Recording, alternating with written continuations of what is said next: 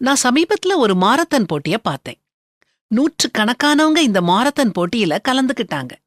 அதுல நிறைய பேருக்கு நமக்கு பதக்கம் கிடைக்காது, வரலாற்று ஏடுகள்ல நம்ம பெயர பொறிக்க மாட்டாங்கன்னு தெரியும்.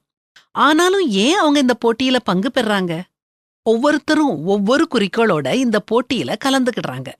சில பேரு தங்களுடைய உடல் பருமனை குறைக்க, சில பேரு ஏழைகளுக்கு பணம் திரட்ட, சில பேரு குழுவோட சேர்ந்து உற்சாகத்தை அனுபவிக்க, சில பேரு என்னாலையும் முடியும்னு காட்ட, இப்படி சொல்லிக்கிட்டே போகலாம்.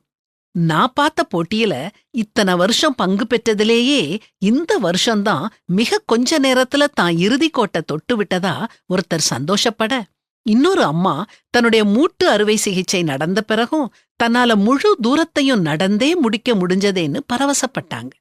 போட்டி முடிஞ்சு ரொம்ப நேரம் கழிச்சு ஒருத்தர் இறுதிக்கோட்டுக்கு வர அவருடைய மொத்த குடும்பமும் ஆடி பாடி கூத்தாடிச்சுது. ஏன்னா அவர் கேன்சர்ல பாதிக்கப்பட்டு இப்போ முற்றிலும் குணமாகி வந்தவர். அந்த 3 மணி நேர மாரத்தான் போட்டியில அவர் தாமதமா வந்தாலும் அவரை பொறுத்த வரைக்கும் அது தோல்வி இல்ல, மிகப்பெரிய வெற்றி. ஒவ்வொருத்தரும் ஒவ்வொரு விதமான வெற்றிய அடைஞ்சாங்க. இவங்களுக்கெல்லாம் இலக்கை விட பயணம்தான் முக்கியம். இந்த போட்டியில மத்தவங்கள முந்துறது இவங்க லட்சியம் இல்ல. தங்களோட தாங்களே போட்டி போட்டு தங்களுடைய சிறப்பை வெளியே கொண்டு வர்றதுதான் அவங்க இலக்கு. வாழ்க்கை பந்தயத்திலையும் நாம அடுத்தவங்க அளவீடுகளோட அவங்களோட போட்டி போடும்போது நம்ம குறிக்கோளை நாம அடையாம போயிடுறோம். அடுத்தவங்களோட ஒப்பிட்டு பார்க்கறது ரொம்ப அபாயகரமானது, ஆபத்தானது. வாழ்க்கை பயணத்துல மற்றவங்கள பார்க்காம பொறுமையோடும் சகிப்புத்தன்மையோடும் நம்பிக்கையோடும் ஜெபத்தோடும் ஓடுவோம். இதத்தான் வேதாகமமும் நமக்கு கற்றுக் கொடுக்குது.